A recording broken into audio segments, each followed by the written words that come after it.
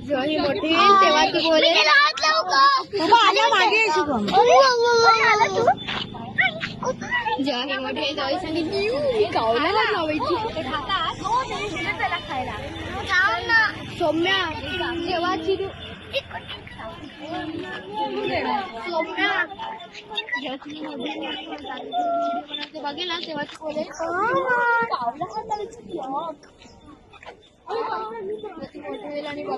मी तर नाही असं बोलणार फोटो काढू त्याचा नको नको नको